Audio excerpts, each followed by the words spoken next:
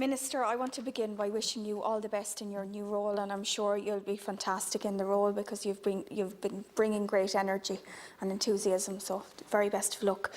It is vitally important that we have a sufficiently resourced health service now more than ever.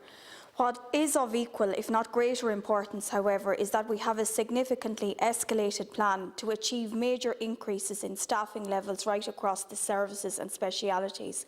I made this point recently when I called on the Taoiseach to ensure that sufficient ICU and critical care staff are available to deal with any increase in demand for beds at the Midland Regional Hospital in Tullamore and the Midland Regional Hospital in Portlaoise. Indeed, staff members at the hospital have told me that increasing staff numbers is the core issue that must be addressed. I accept what the plan is saying about providing 1,500 additional staff at national level, but those have to be deployed to areas of most acute need. What we are debating here today also highlights how important it is for hospitals and health facilities to be able to engage in future strategic management. Unfortunately, this cannot be said of the Midlands Regional Hospital in Portlaoise, where there is still an absence of clarity in regard to plans for the hospital. In July, I welcomed the receipt of confirmation from Minister Donnelly, stating that he is emphatically committed to securing and further developing the role of Midlands Regional Hospital Portlaoise within the Dublin Midlands Hospital Group.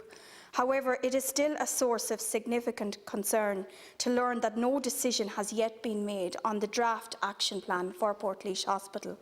So while I welcome the statement provided by the Minister, because at the very least now we have the outline of a real political commitment to the future of the hospital in Portlaoise, we do need further commitments, especially on the status of the appointment of an independent facilitator at the hospital. This is urgently needed if local confidence in the process is to be maintained. What we need now to hear from Minister Donnelly is a substantial level of detail around just what securing and further developing Midlands Regional Hospital Portlaoise will actually mean in real terms. Without that hospital, we will not be able to plan for the future, and it is affecting the hospital in terms of the recruitment of specialist staff. It certainly is, and the development of the maternity unit is holding up many developments. So I would hope that we would have some resolution and some concrete plan going forward and some concrete commitment. Minister, the next issue I want to raise with you is the absence of mental health facilities and services for children and adults. It's a huge issue across this state, which I know you're aware of and indeed very passionate about.